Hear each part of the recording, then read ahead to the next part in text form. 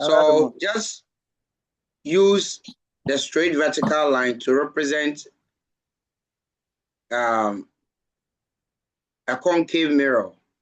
Sorry, a convex lens. So curve the outer ends and you are good to go. Then the center of the lens is the optical center. The optical center C. So let's draw the principal axis.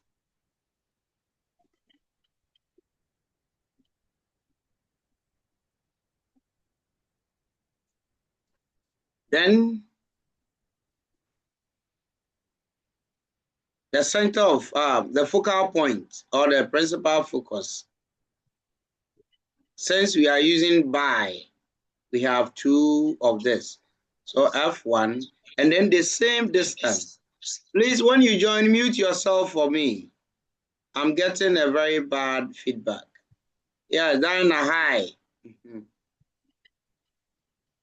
So you are to take measurements. Yes, I can even see that my second position is less than the first one.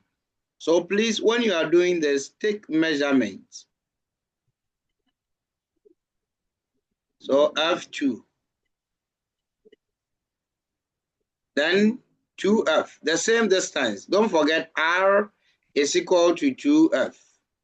So the same distance as from F1 to 2F.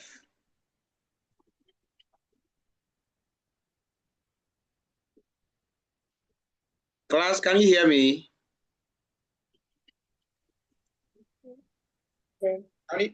Okay. So the first instruction is that object at between optical center and F. And please, the center of the lens, this position is the C. Don't forget, in lenses, this changes from C to 2F.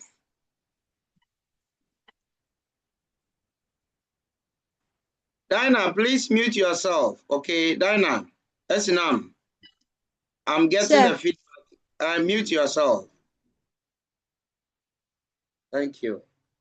So place the object here.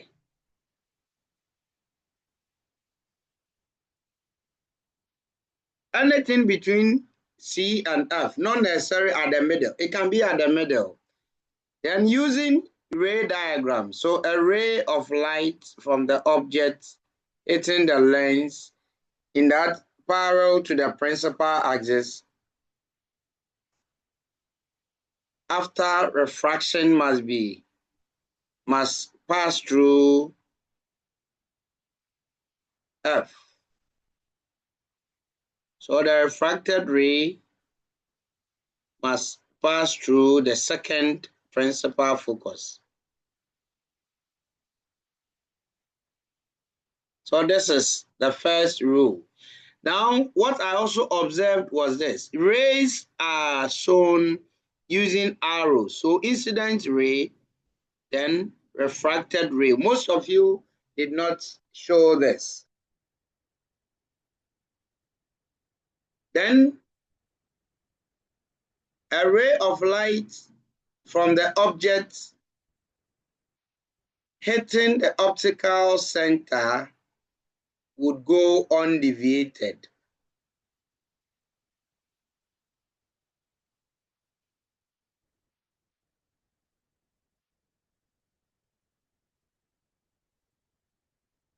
So,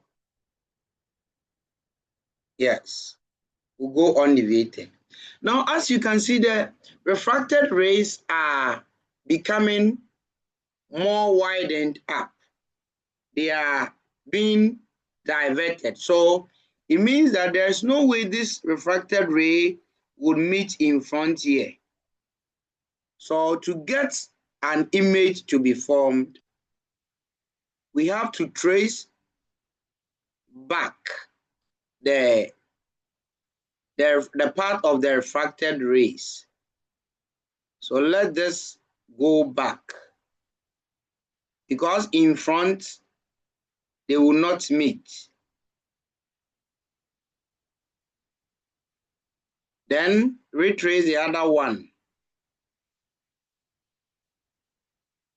where they appear to meet. And when you are doing this, use broken lines for this, because it isn't real. It is a virtual thing.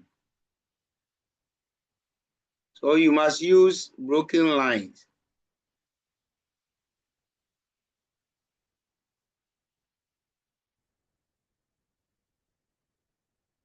They appear to meet somewhere here.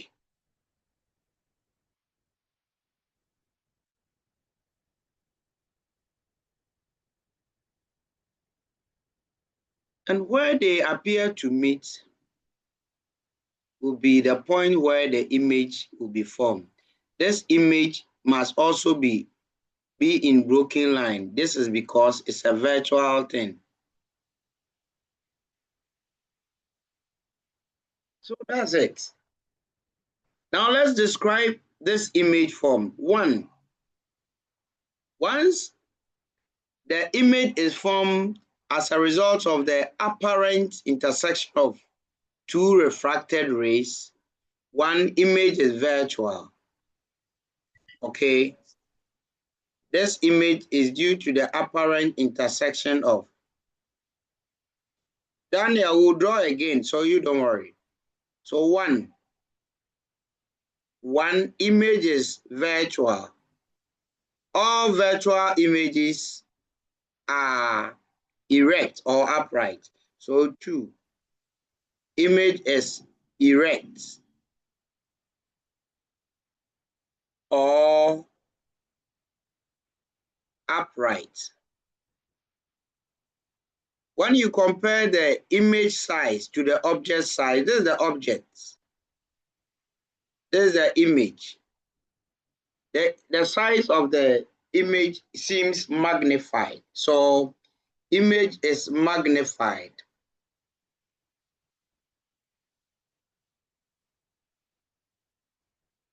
All virtual images are at the same side as the object in lenses. So image at the same side as objects. That's all. Okay. Zaki. That is, if the image is virtual and it's behind the object, I don't mean that the object is virtual. No, you see, in lenses, in mirrors, we saw that a virtual image will be at the opposite side as the object. When it comes to lenses, it is rather the other way around. When the object is at the opposite side as or when the image is at the opposite side. Example, assuming the image is here. Okay, let's draw another one to explain what we are saying. Okay, the object is at the same side as the image. For lenses, this image is virtual. I'm coming to draw where we'll have a real image.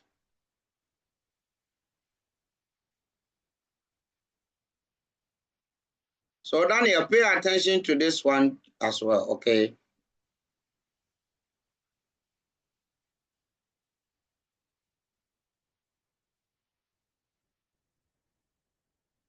So there's the optical center.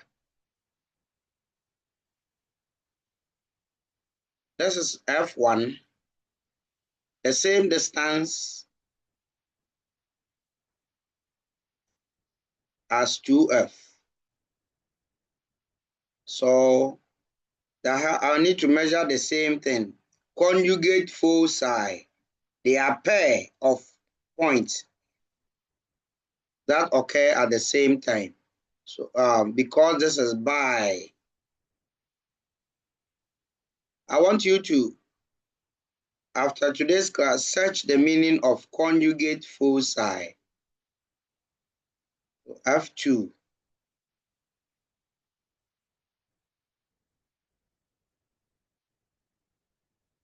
2F.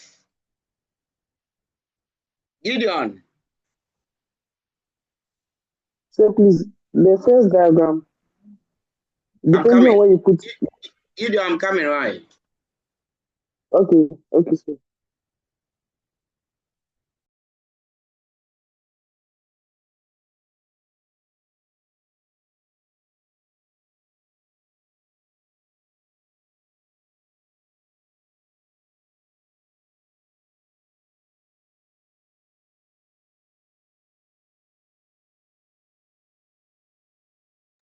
Yes, Gideon. So Hello, this Gideon. for the diagram, so this for the first diagram, depending on where you put your object, I think the image will be different. If you put it exactly between them, you are going to get a different position of the image. No, you get a virtual image. All So but I that said it matters. will be virtual, but the position will be different. No, the position doesn't matter. All that it matters is that the image must be virtual. As for the exact Okay, sir. position, it will always change. So supposing we place the object this time between F and then 2F. Okay, so let's use a ray diagram.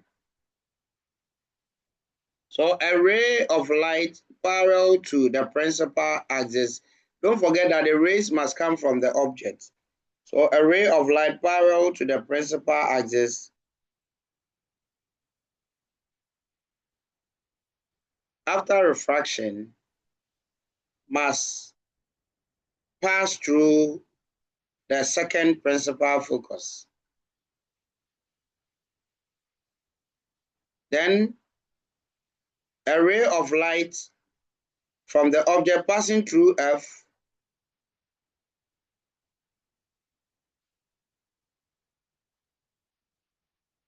after refraction must be parallel to the principal axis.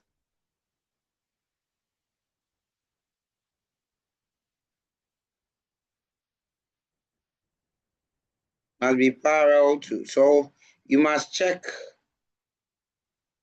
your lines and ensure that they are actually parallel. So look at where they are, the refracted rays. So incident,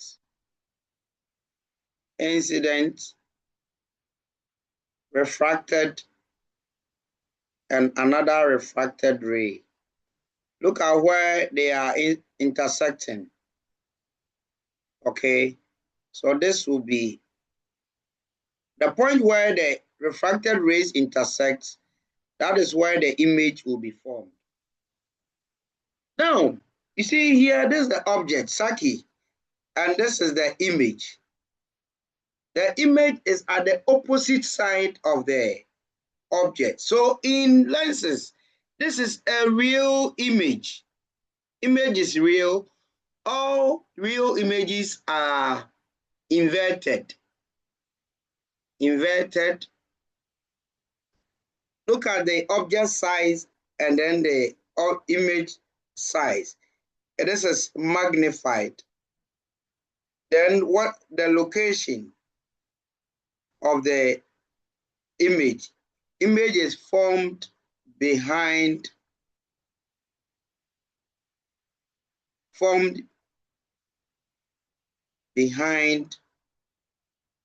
2F. So in lenses, a real image must be at the opposite side of the object, whereas a virtual image must be at the same side as the object. Saki, are you okay?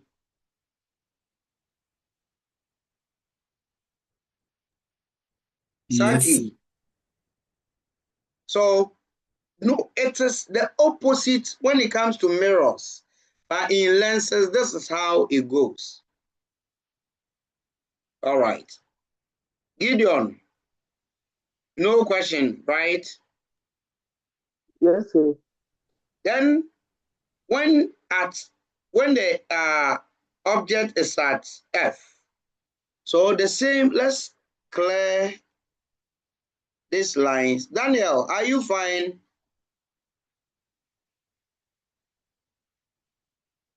Daniel? Yes, sir. Okay. Let's Sir, place the up. Daniel, I'm listening. I'm a little fine. Okay, we will solve other questions, so you will be completely fine.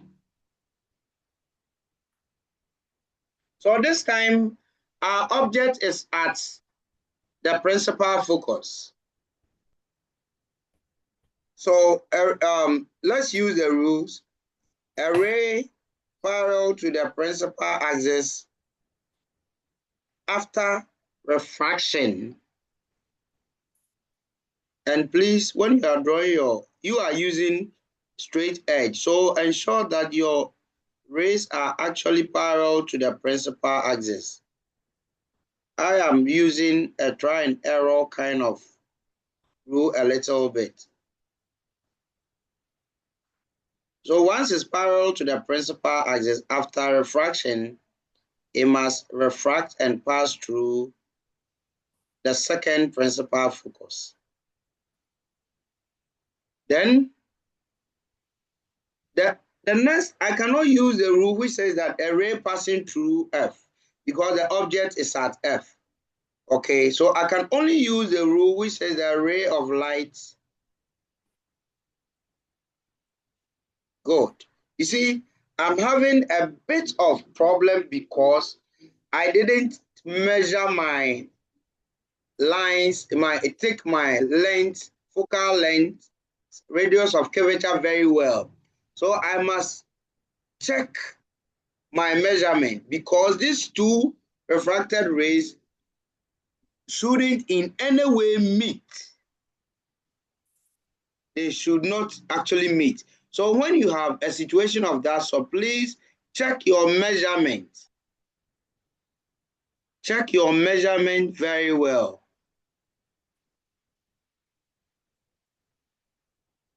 So I am going to be careful with my measurement. So if this is what I'm taking for the focal length, I need to choose almost the same measurement. I don't have a rule, so that is actually the problem. But you have a straight edge, so please, when you are doing this, measure. I am just estimating, and I must estimate right. Then 2F. If you don't do that well, you will not get an accurate result. So this is F1, 2F, F2, 2F. So you must be very, very careful with your measurements. Don't take it for granted. So let me place the objects there to see if I can get it. A ray parallel to the principal axis, and you must also check to ensure that your lines are actually parallel in nature.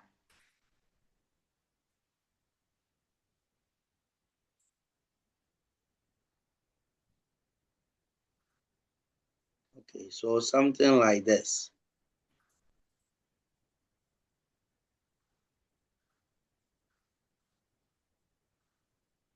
Is the line parallel? Plus, is it parallel to the principal axis?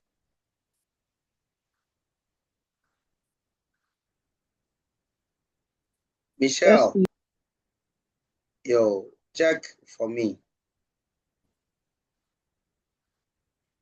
So, then a ray from the object passing through F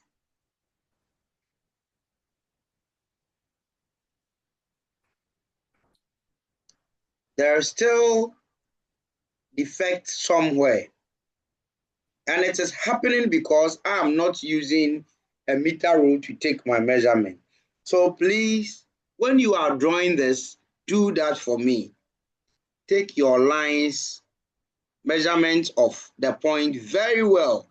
This is because these two lines must be parallel to one another. They shouldn't in any way meet in front and also meet at the back. When I extend the line at the other side of it, they shouldn't also meet. This is what I mean. When I extend the rays, they must go in that parallel.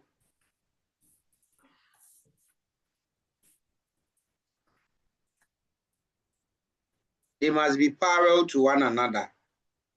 And this will confirm that when you place an object at F1, image will be formed at infinity. Image is formed at infinity.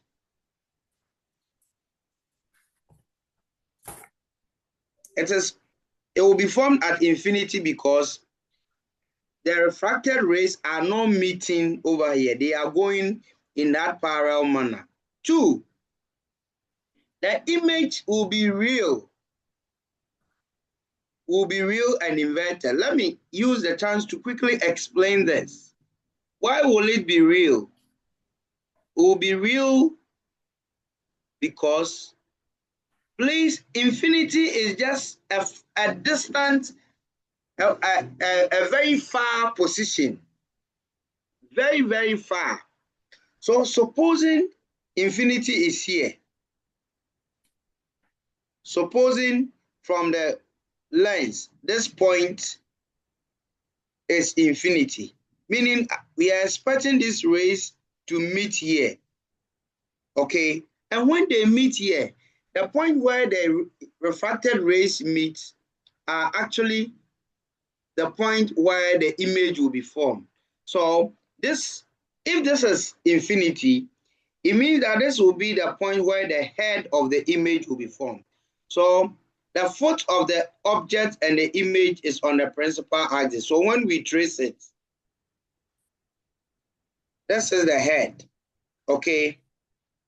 We are expecting these rays to meet here. And we'll have an image that is inverted. Once the image is inverted, it means the image is real. So image will be formed at infinity, will be real, inverted. And when you compare the object size to the image size, you can see that the image is magnified.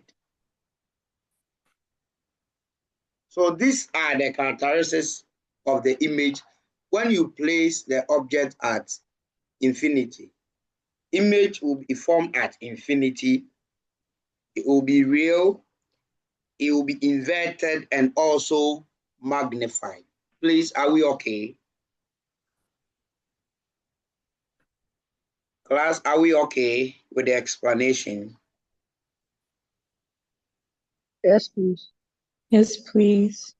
Okay, then the other point is, the image at infinity. Image at infinity. Here, I saw some of you doing this.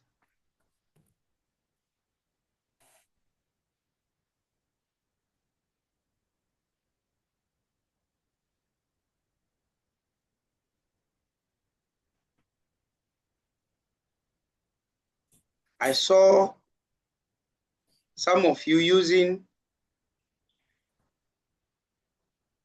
these lines, parallel lines, or parallel rays of light,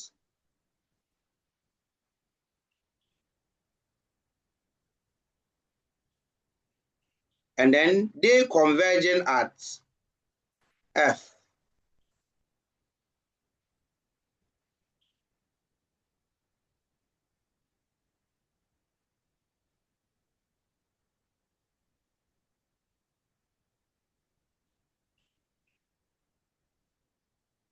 You see, when you do this, it isn't completely correct. The reason is that rays coming in a parallel manner and meeting at F is conditional. The condition is that the rays must be close and parallel to the principal axis, paraxial rays. It is only paraxial rays that would converge at the second principal focus, and those rays must be close and parallel to the principal axis, and these rays are called paraxial rays. Then we have marginal rays. When the rays are parallel in nature, but they are not close, but they are not close to the principal axis, ladies and gentlemen, they will not converge at F2. When they are not paraxial in nature, they will converge at a different point, not exactly at F2. So this is what will happen if they are not. They may converge at a different point.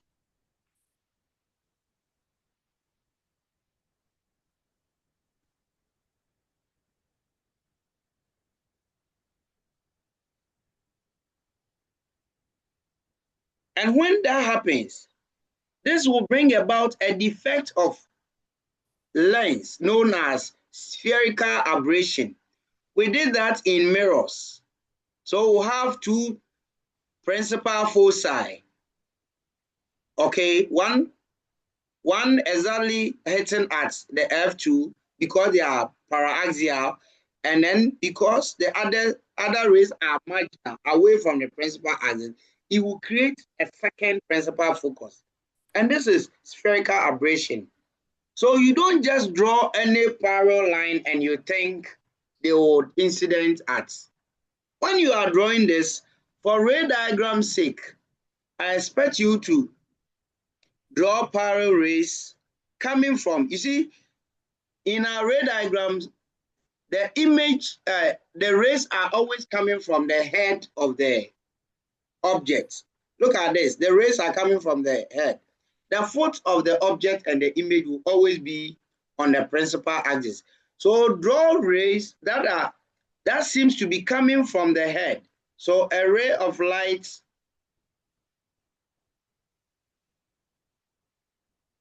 hitting the principal focus after refraction must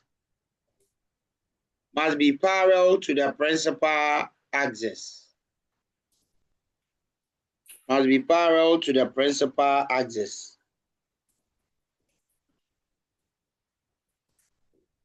Then another ray parallel to the first one, but passing through the optical center.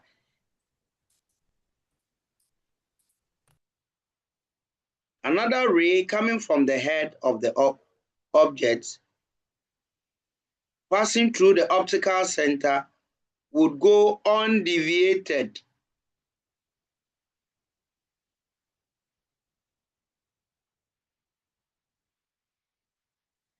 So the first ray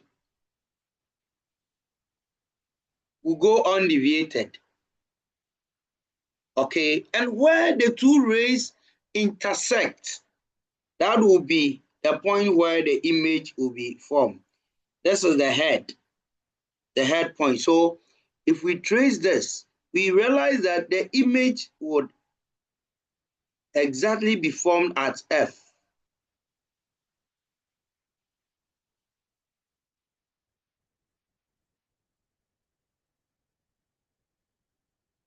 Let me draw. This is F2.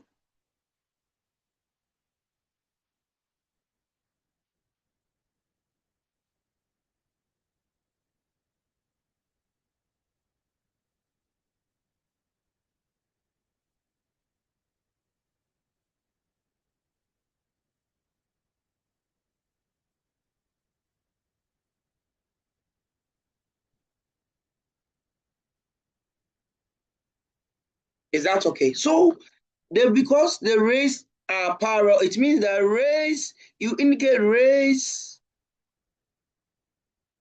from infinity. Now, what shows that the rays are from infinity? It is just because they are coming in that parallel manner or parallel form. If they are not parallel, it does not mean that they are coming from infinity. And here, it means that the rays are coming from the head of the object at infinity. And when you do that, when you take your measurements well, the image will be formed at the principal focus. Please, is there any question? No, So, sir. the nature of the image form. Nature, one, image, will it be real or virtual, class?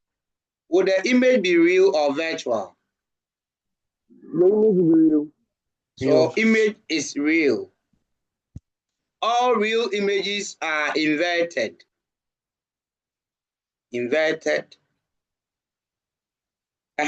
What's the third characteristics you can talk about? Real, inverted. Supposing infinity is here, a far point, but supposing is here, look at the object. Look at the size of the object. The foot of the object is always on the principal axis. So look at the size of the object. Compare the object size to this image. What will you say? What will you say about the image? Oh, Like to be diminished. it's diminished. And what is the fourth characteristics to talk about here? What's the fourth characteristics? Where the image is formed. So formed at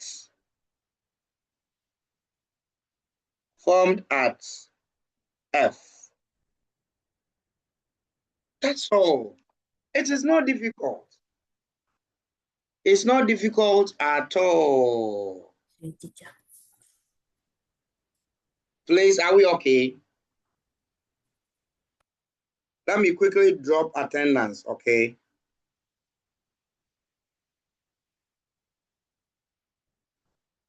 Yasmin, Yes, sir. ask your question. Then now, Kumi, Sir, ask your question. I don't have any question. Abina, ask your question. Ampon, Sam.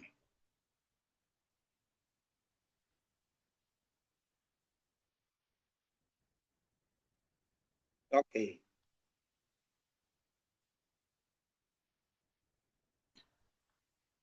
So please correct your mistakes, okay? Quickly correct. We'll draw one for concave and then move on.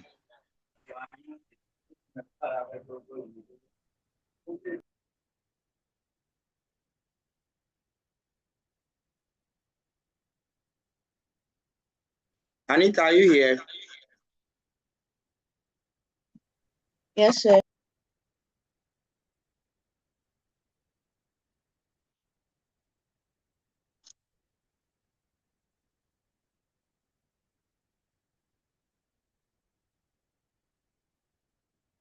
Note the mistakes and then correct them, I beg you.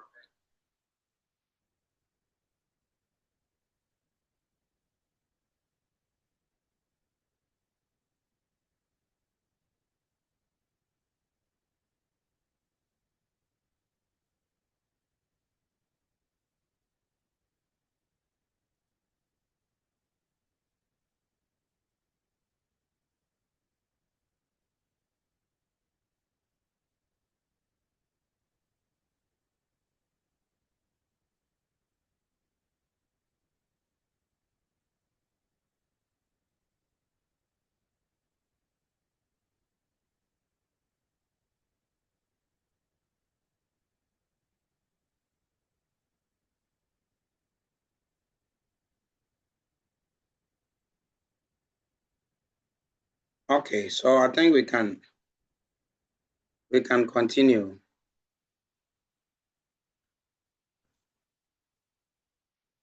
Okay, Alvin, I'll send the old video to you. So let's draw one. As for concave lens.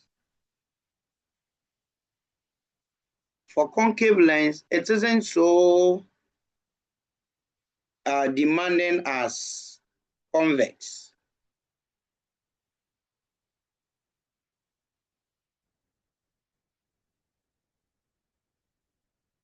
Frank, are you here?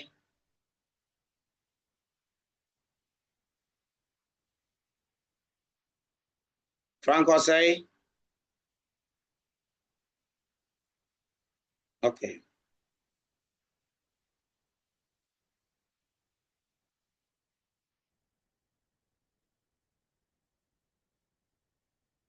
Okay, so that I think that should be even.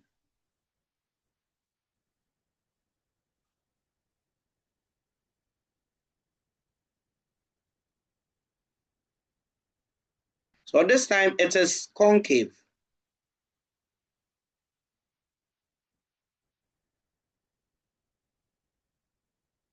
If you still want to draw the usual shape, you are also free to do that.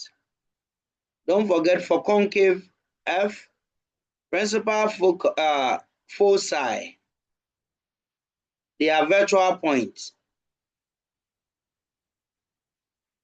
But take the same measurement.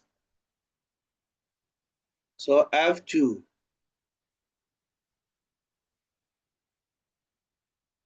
2F, Zaki. Wait, so the assignment you did was convex. It was convex. Yes.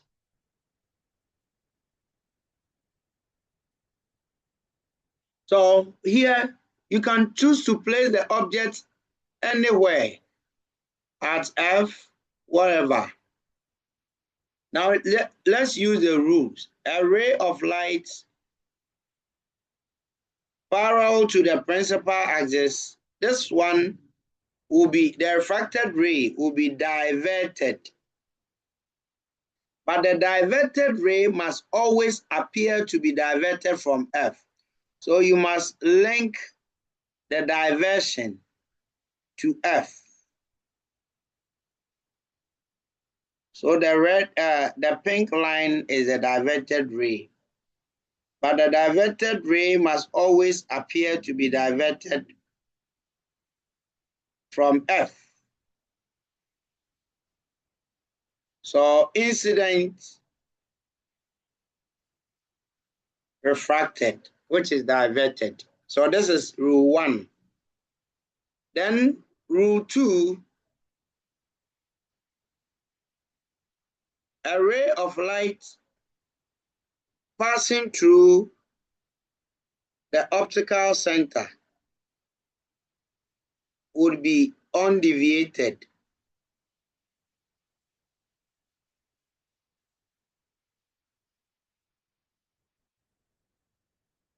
So refracted ray.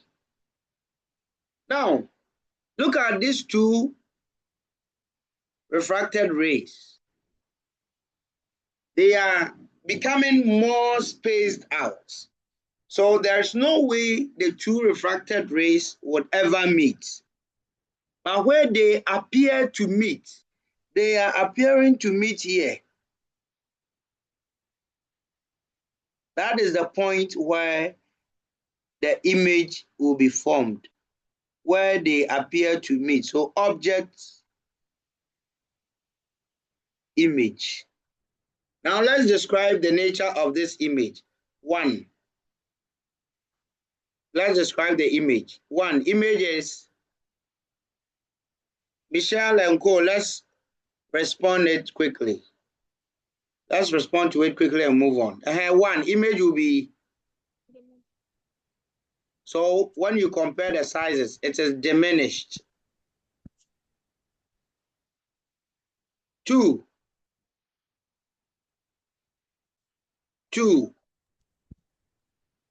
Virtual. Image is virtual. 3. Image is upright or erect. So upright or erect.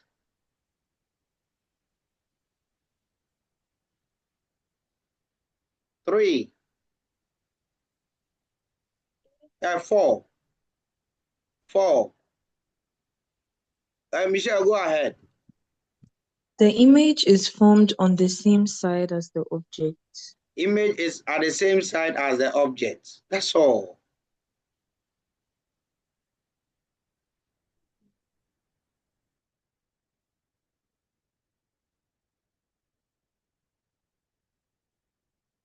Now, for concave lens, no matter where you place the object, you have the same thing. So a quick example for you. Please place the object at 2F and use ray diagram to describe the nature of the image form. Start work. And I'm giving you 3 minutes to do this. It's 12:18 by my time. Object is at 2F. Place the object at 2F and use ray diagram to describe the nature of the image.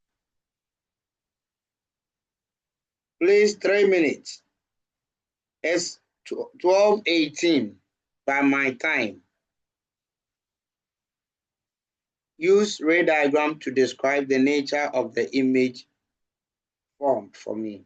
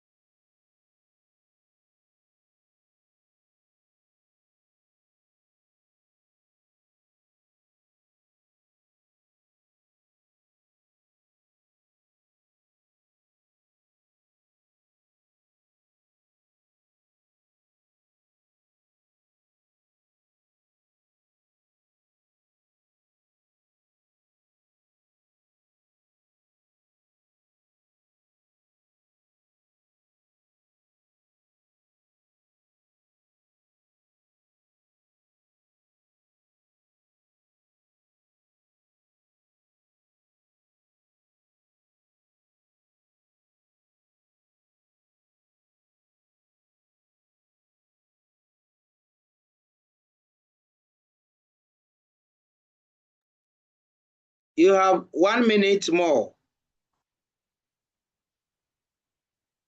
1 minute to finish this.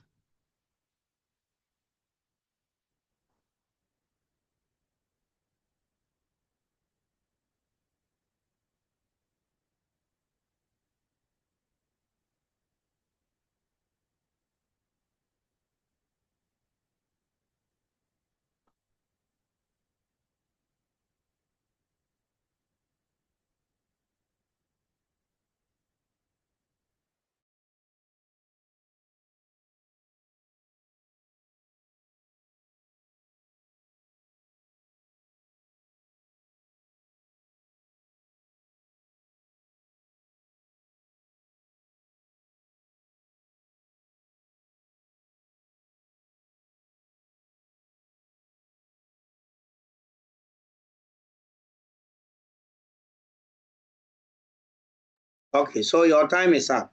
Let me do it with you so you can quickly use that to mark what you've done. So the object is at, please, can you hear me? Class, can you hear me? Yes, please. Okay, so a ray of light from the object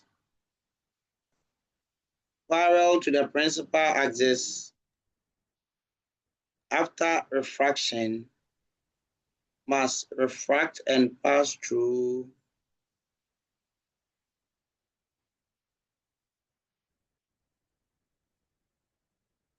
F2.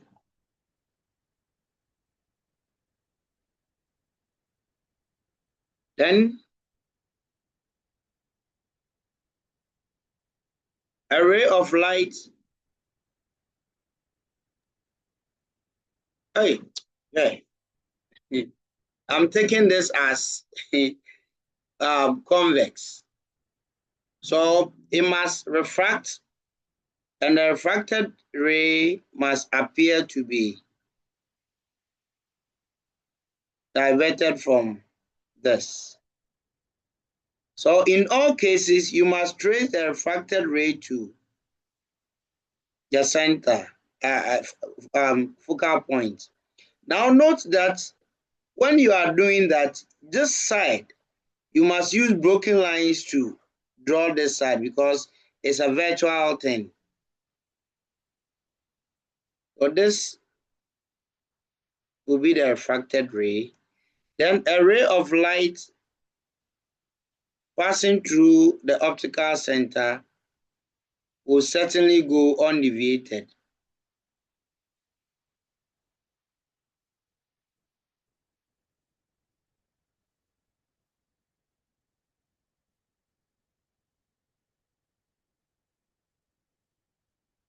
And as you can see, the refracted rays are becoming more diverted, and they appear to intersect here. This is where the virtual image will be formed. So object O, image I. Okay. And so for concave lens, no matter where you place the object, you get the same characteristics: image, virtual, upright or erect, diminished, and then formed at the same side as the object. So that's it. So if you got this, please mark yourselves. Mark yourselves at some point. Please, is there any question? If you don't understand something, please ask for the last explanation. Then we move on to what we're doing. Joshua. Sir, please, in the concave, sorry, in the please. Sir, Joshua, I'm listening.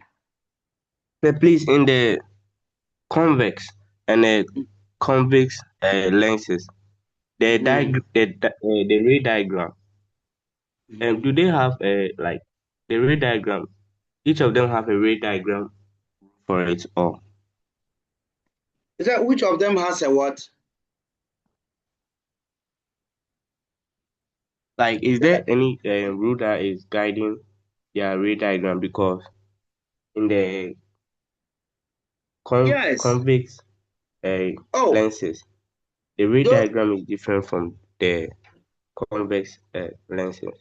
oh, Joshua, we went through the rules which govern the ray diagram for each one of them, for concave and convex, in the previous video. Maybe send me a message after the class so I forward that to you. Okay. Okay, sir. We went through the rules which govern the ray diagram formation for all of them. So just send me the message. All right. So, Michelle.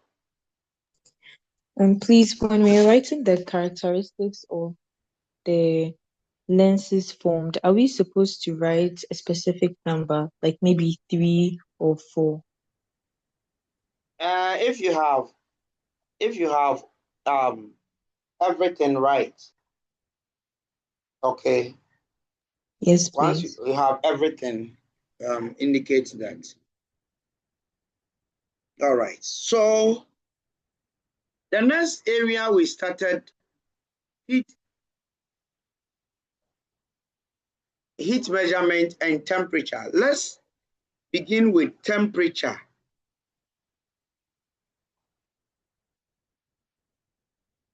Measurement of temperature.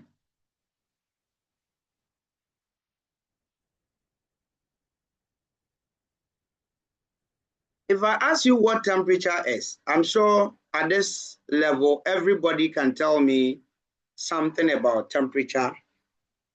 At least what you should not forget is that temperature is a measure of the degree of hotness or coldness of a body.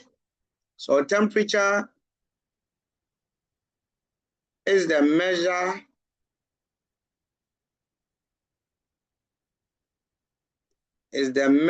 of the degree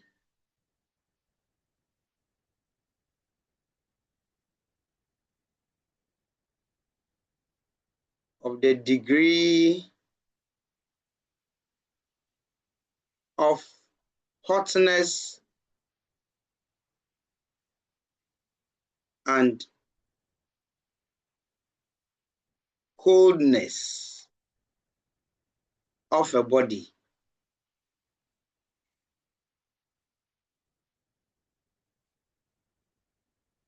The measure of the temperature of a body is known as thermometry.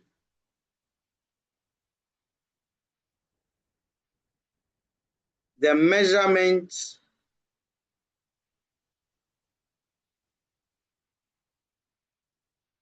of temperature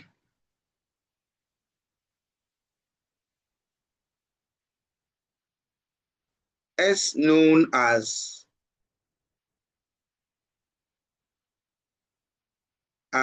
thermometry.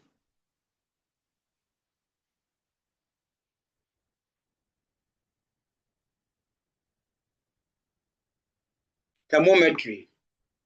And this is the root word for thermometers. Okay. A thermometer is the instrument that is used for the measurement of temperature. Thermometry is the principle of measurement of temperatures. Then measurement of heat is also known as calorimetry.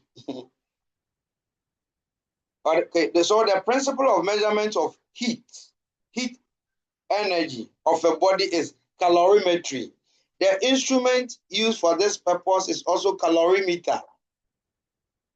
So today we are looking at thermometry. Now, what is the principle of thermometry? The principle of thermometry.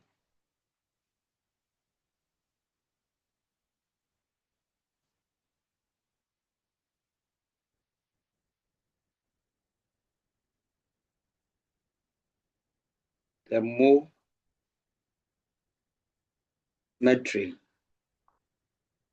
How do we measure temperature of a body? We determine the temperature of a body using the instrument, the thermometer.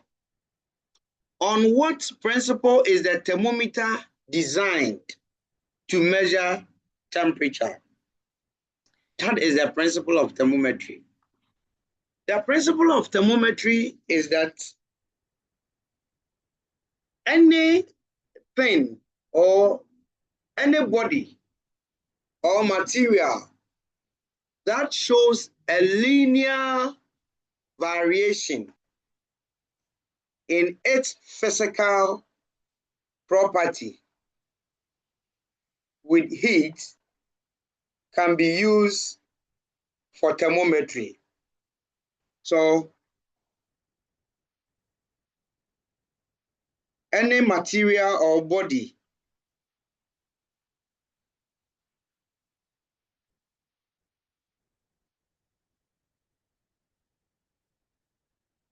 that shows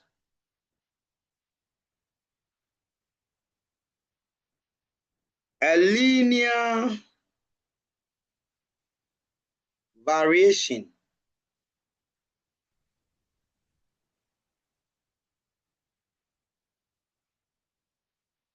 in its physical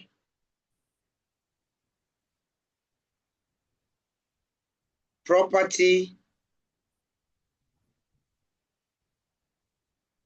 with heat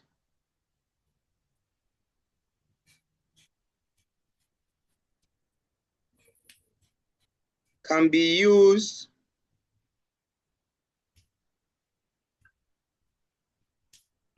to measure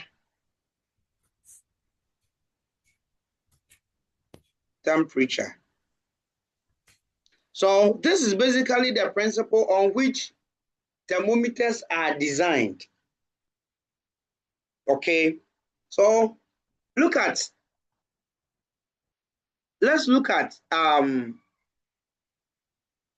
materials and then how they behave towards application of heat. Some materials, such as liquids can expand when heat is applied. They can expand in length. They can also expand by volume. So in our kitchen, you see, usually when we cook, okay, and then you put small amount of water in a pan or in a bowl.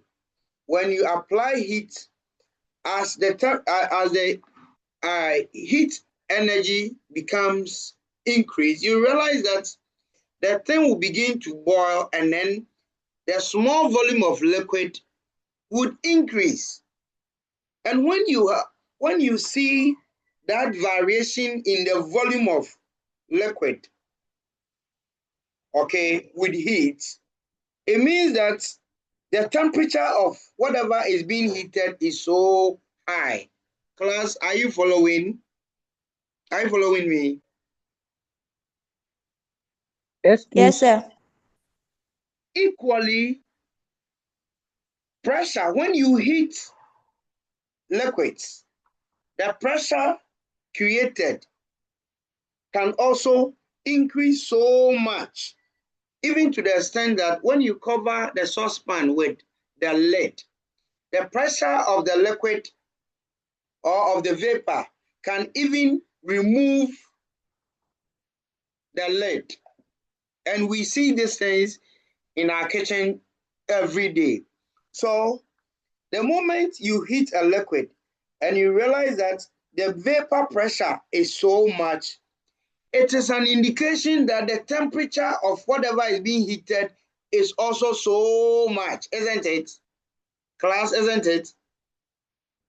Yes, please. So we can use pressure of liquids, pressure of gases with heat to measure temperature. When the pressure is so much, it also means temperature is increasing.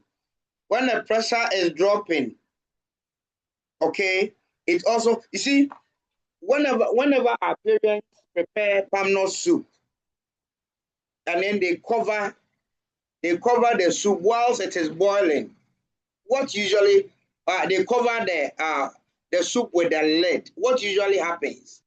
Ladies, can you share this with me? Gentlemen, if you know, you can also share. When they are preparing palm nut soup and the saucepan is covered and the fire increases or the heat increases to a certain level, what usually happens? Can you share that with me if you have made that observation? Can somebody share? Please, let's not waste time. Just let me know what you think about. Ernest. Sir, please, there's a lot of internal combustion. Like when it's on the stove and the lid is covering it and the heat reaches a certain amount, it will start bubbling violently. It will reach to a certain point where the lid would start vibrating or shaking. And even what usually happens is that the volume can increase so much that there will be overflow of the soup, isn't it? Yes, please. Pressure can increase, volume would increase. So we can use change in the volume of liquids and gases to measure temperature. Then we can also use the color of some materials when heat is applied to measure temperature. When you heat a metal, and the metal becomes so reddish, what does it tell you?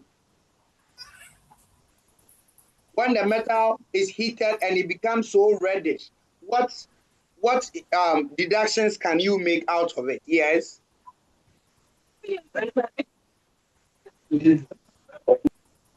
Hey, Angie and Co, I'm waiting for your It's very hot. responses. So we can use the color of metals with heat to also measure temperature. Okay, so these properties or these materials that shows a linear variation in their physical property with heat are known as thermometric properties. Thermometric properties.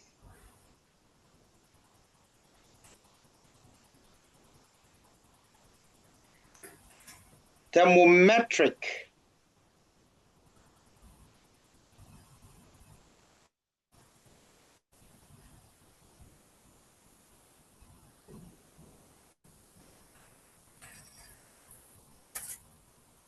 So these are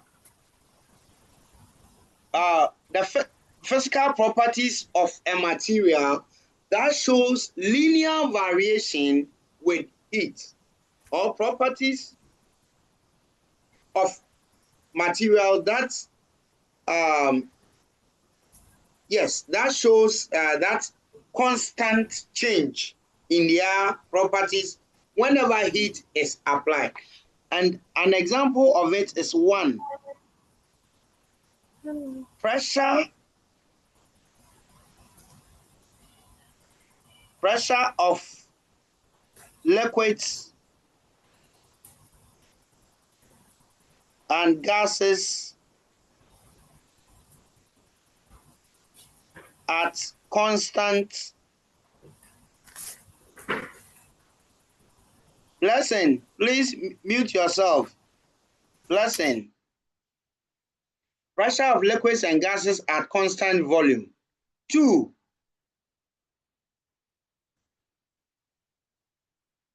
Volume of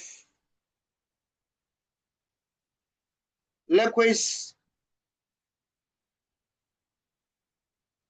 and gases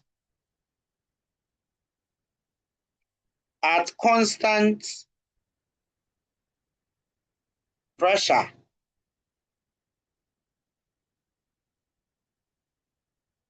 Volume of liquids and gases at constant pressure. Then 3.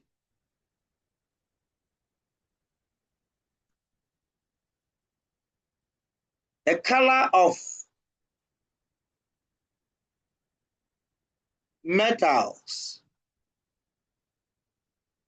with heat. That is also a thermometric property. 4. The resistance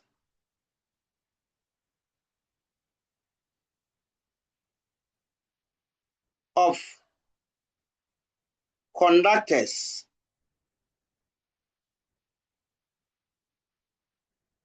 with heat. Metals are such that when you apply heat, their resistances changes. As you apply heat to a metal, okay, the resistance increases. resistance increases as you apply heat. So when you apply more heat, there will be more resistance. So the varying resistance of metals can also be used to measure temperature. Then the EMF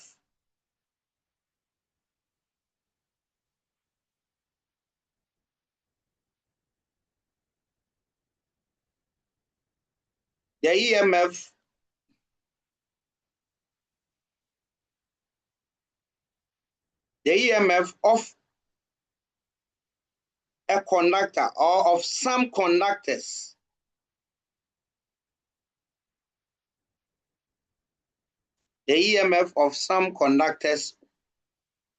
with heat.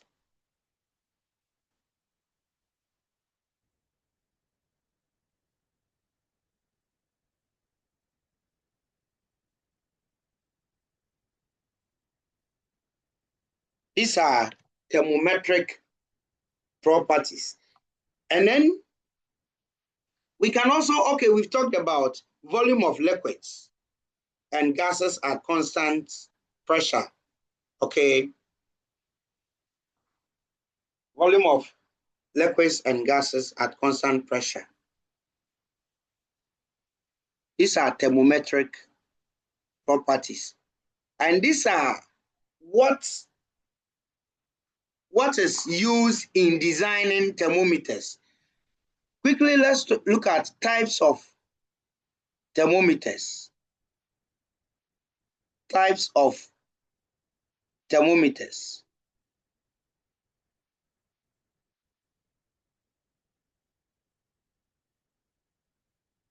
We'll look at some types of thermometers and their thermometric substance within. So one, we have liquid in glass thermometers. Liquid in glass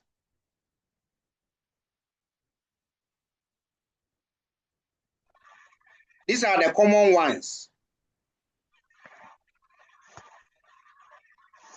Example, the laboratory thermometer.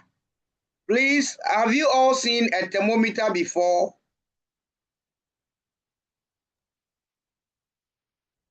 Class, have you all seen a thermometer before? Yes, sir. Yes.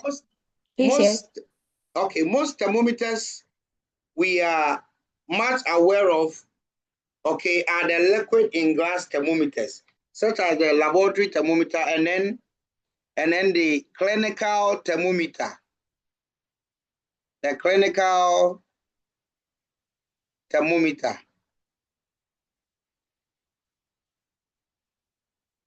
The liquid in glass thermometer. We also have the 16th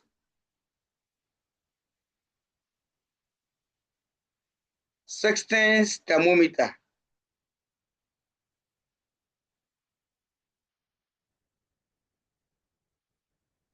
Here, the thermometric substance. The thermometric substance often used are liquids.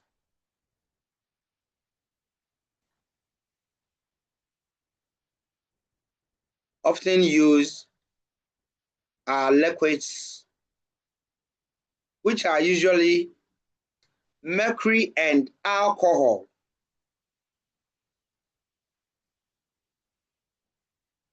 Mercury and alcohol. So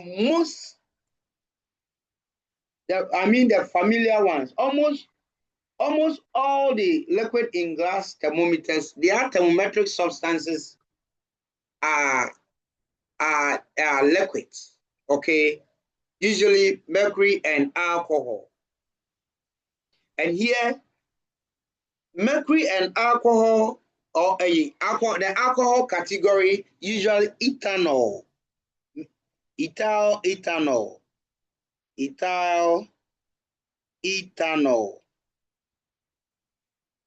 We have different types of alcohol though. So the liquid would expand whenever heat is applied.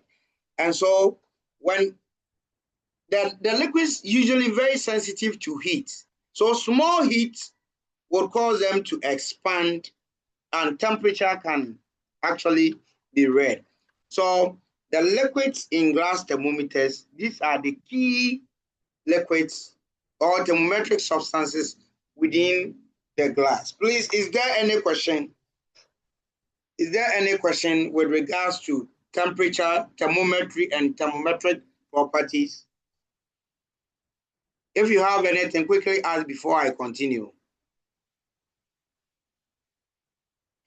Now here, it is forbidden to use water as a thermometric substance.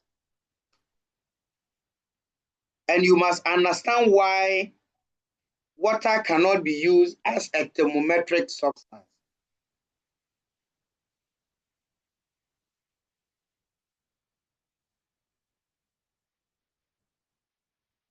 Can you share with me why water cannot be used as the thermometric substance here?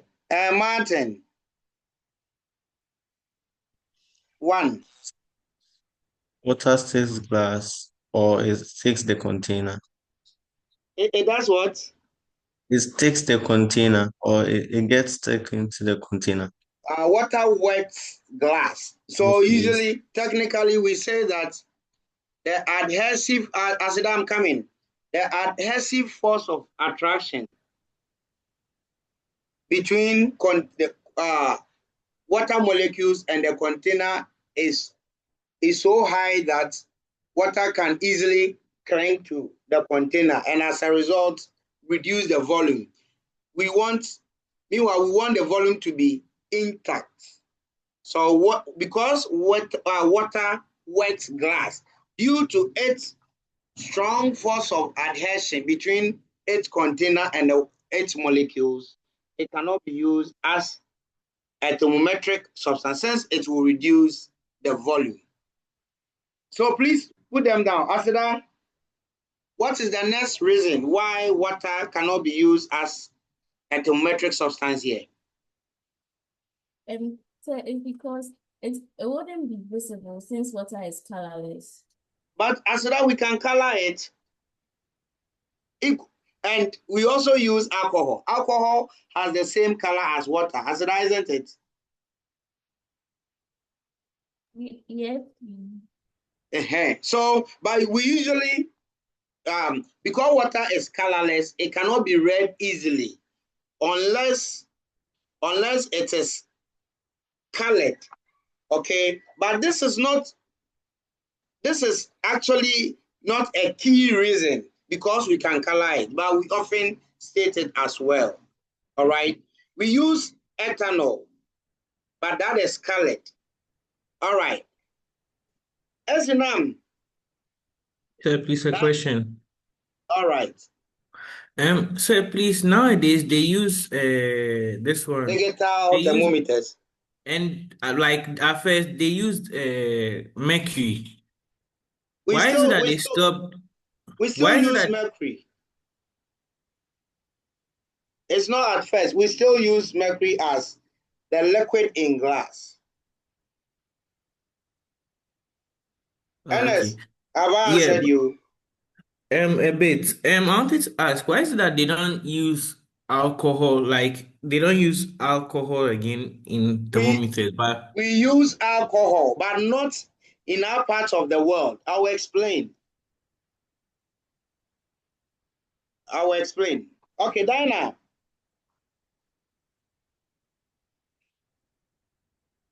Diana. Sir, Diana, I'm sir, please, listening. I wanted to answer the question why water is very bad thermometric substance. Go ahead. So, sir, I think water takes a lot of energy to change its temperature. So it makes it slow to respond, and also it reduces sensitivity. Absolutely, you are right. Water has a very high heat capacity. water has a very high heat capacity. So it will require much amount of heat energy to change its temperature, either increase or decrease it. And so it cannot be relied upon because we want a substance which is such that with small amount of heat, it will expand to give us an idea, a change. But if you require more, then it means you cannot measure small amounts of heat change. You can only respond to large amounts of heat. So that is very important because it has a very high heat capacity. It cannot be used as a thermometric substance. Martin. Please, it's less viscous. Yes, that is, and less viscous has to do with what we also earlier said. Okay, it's true. It's true, but it also has to do with this adhesive force of attraction between its container and all that. Yes, please. More views. Why is water not a good thermometric substance? And then, okay, Yasmin. It has a very small narrow temperature range.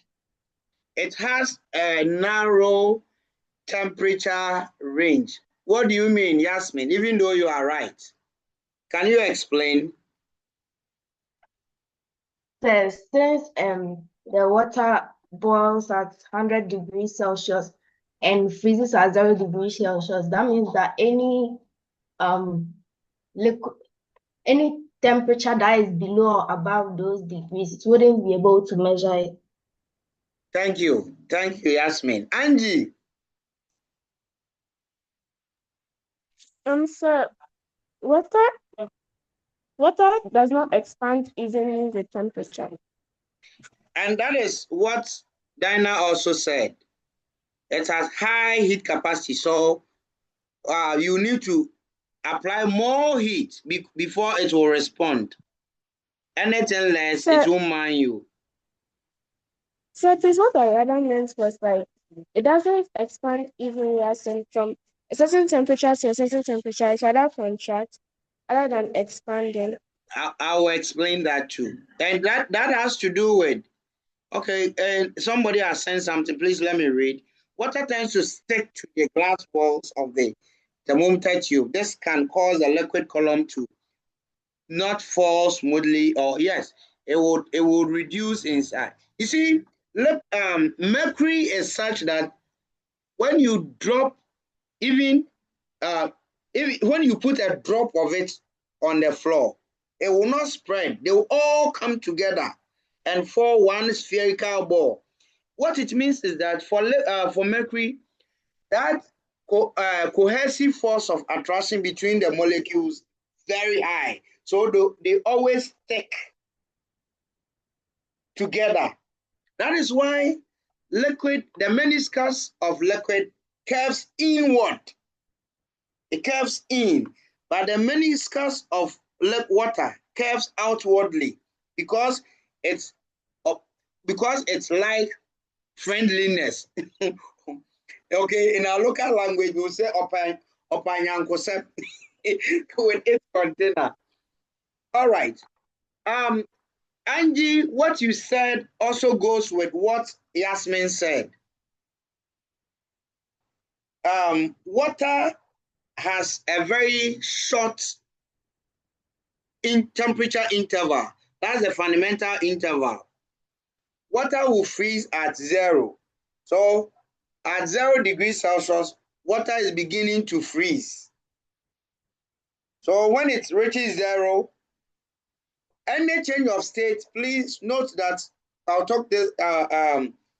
explain this into details when it comes to heat though. But every change of state occurs at a constant temperature. So when you put water in a freezer and it is cooling off, the moment it gets to 0 degrees Celsius, it will begin to change state from liquid to ice. This temperature 0 will be maintained throughout. So as at when the change of state starts, it will be 0 until every liquid has turned to ice. So the temperature would only change when every liquid turns to ice. So every change of state occurs at a constant temperature. And when you heat water and it gets to 100 degrees Celsius, it begins to change to vapor. Okay, the temperature will change when every liquid has turned to vapor, meaning that water cannot record a temperature below 0. Water cannot also record a temperature beyond 100 because between these intervals, it is changing state. Okay. Now, alcohol. The freezing point of alcohol. Let get that for you. I think it's around -37. Please, let me search the freezing point of alcohol. If you have internet, you can also begin to search. The freezing point of alcohol. Yes. The freezing point of pure ethanol is about -114 degrees Celsius. And let's check the boiling point of alcohol. So it is 78 degrees Celsius. Good. 78. What it means is that, yes, alcohol can be used to measure lower temperatures. For water, 0 degrees Celsius, it is changing to ice. But for alcohol, would only change to ice at -114 pure ethanol, meaning it is okay to be used to measure lower temperatures, but it is also not ideal to be used to measure higher temperatures. That is why whoever asks, why is it that we don't use alcohol again? I said we use it, but not this part of our world. It is used in areas where there are snow, because during snow, the temperature drops. If you go to Russia, temperature can drop down to about -50 and below. There, it is alcohol thermometers that are often used to measure such temperatures. Class, are you okay? Ernest and Co, are you okay? Yes, sir. Then let's check the the boiling point of mercury. Boiling point of mercury.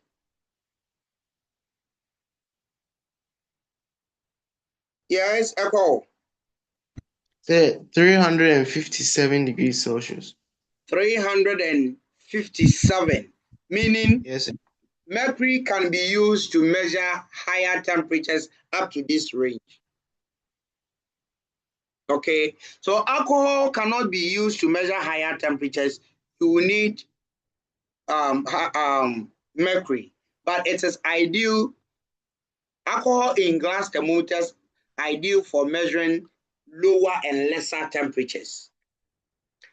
Another reason why water is a bad thermometric substance is that water has an irregular expansion, and we call this as anomalous expansion of water.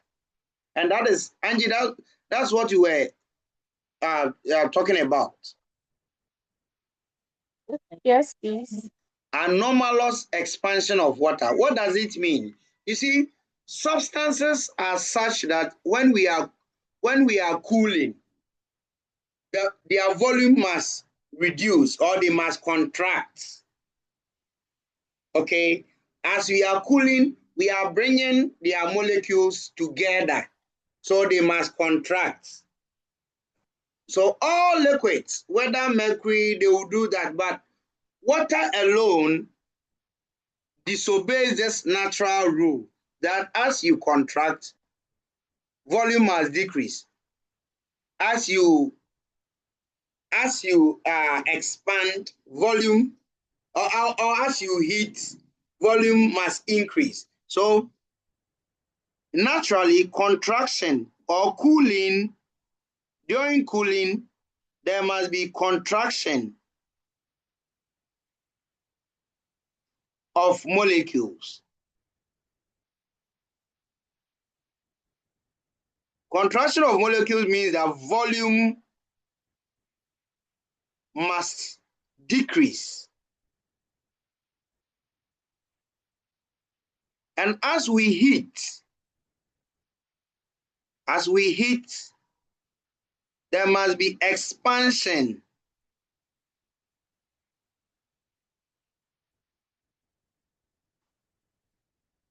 of molecules. Expansion also means that volume must increase. All substances obey this, but water alone obeys it, and at another point will disobey the natural law. So water, if you take water at example of temperature, maybe 10 degrees Celsius, room temperature is around 24, 25. So water at room temperature, 25 degrees Celsius, if you put that in a freezer, you realize that it will cool. As water cools, the temperature, the volume will be decreasing. So it will obey this from 10, 25, 24, blah, blah, blah, decreasing. But when it decreases to 4 degrees Celsius, so from 25 to 4, water would obey. Let me draw something too. So 25 to 4, cooling. Volume, or instead of decrease in volume, let me use, it will contract. Water would contract.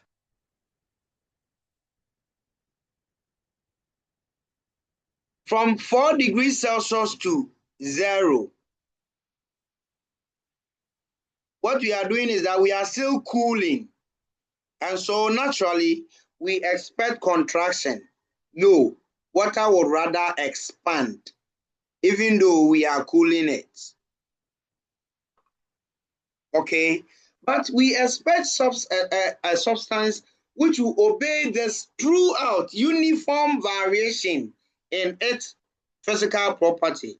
But for water alone, it will obey and at a point will disobey. Now, class, that is why when water gets to 0 degrees Celsius, it is changing state to ice.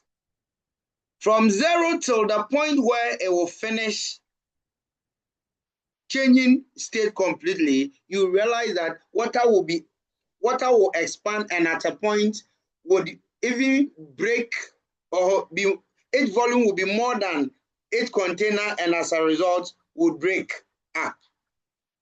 Please, are you following?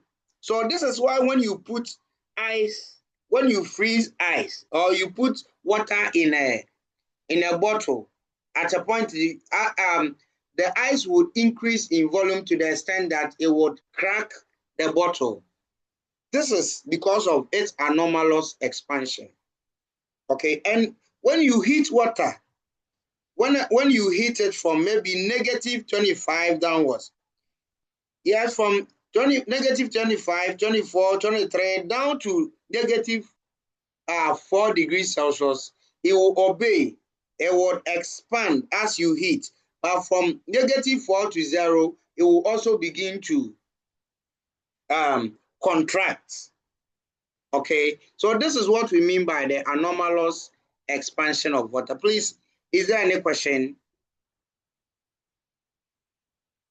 Is there any question?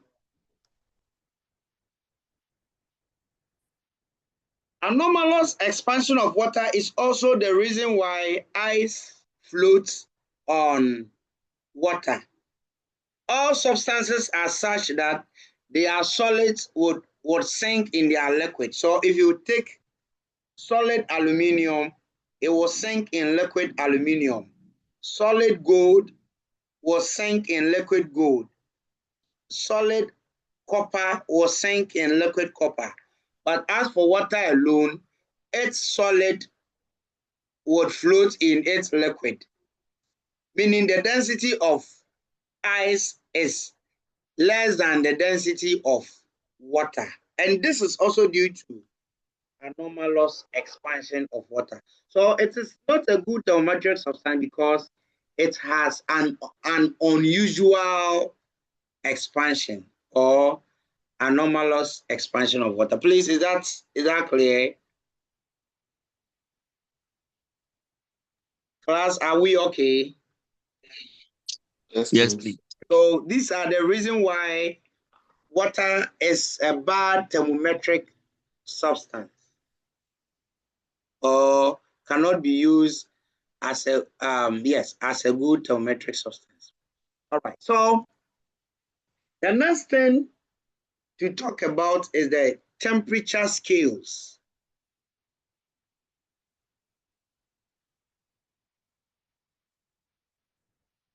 Temperature scales. We have several examples of temperature scales. One, we have what is common to us is the Celsius scale. These were actually named after some scientists. Okay, when Celsius full name comes, I will share with you. Then we have the Fahrenheit. Anders, it was named after Anders Celsius. Anders Celsius. Then we also have the Fahrenheit scale. The Fahrenheit scale, also named after Gabriel Fahrenheit. Gabriel Fahrenheit.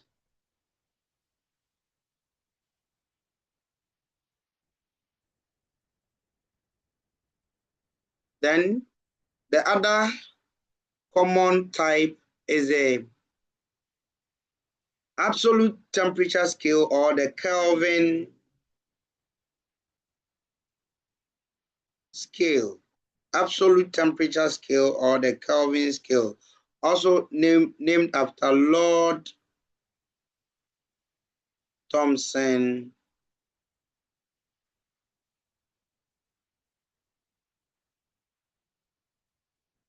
Kelvin.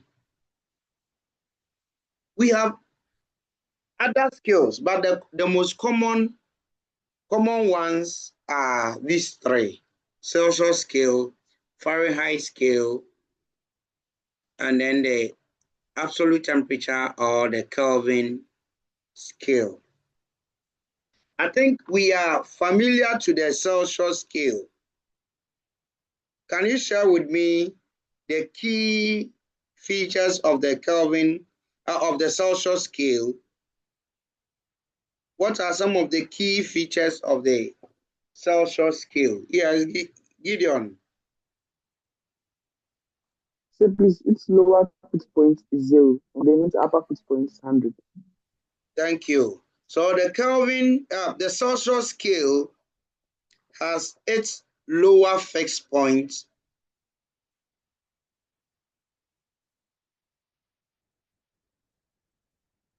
to be 0 degrees Celsius and its upper fixed point .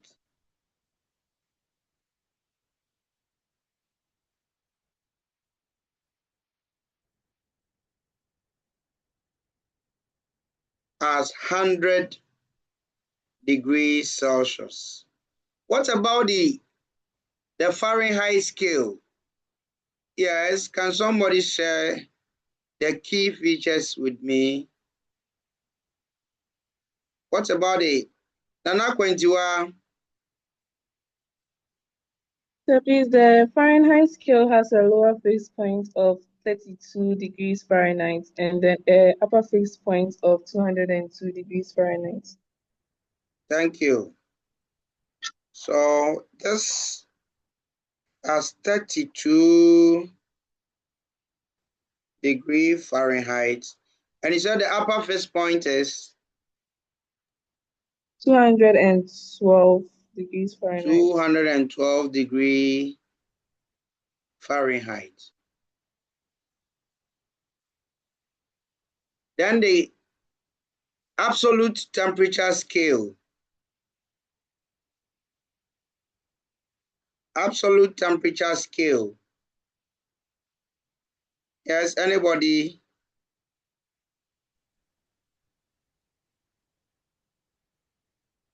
Yeah, Jackson. Sir, please, lower fixed point of, say, 273 Kelvin. And upper fixed point of 373 Kelvin. There is another feature apart from the lower fixed point and the upper fixed point. Can somebody share that with me?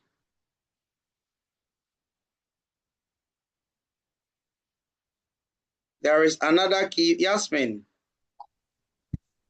The absolute zero.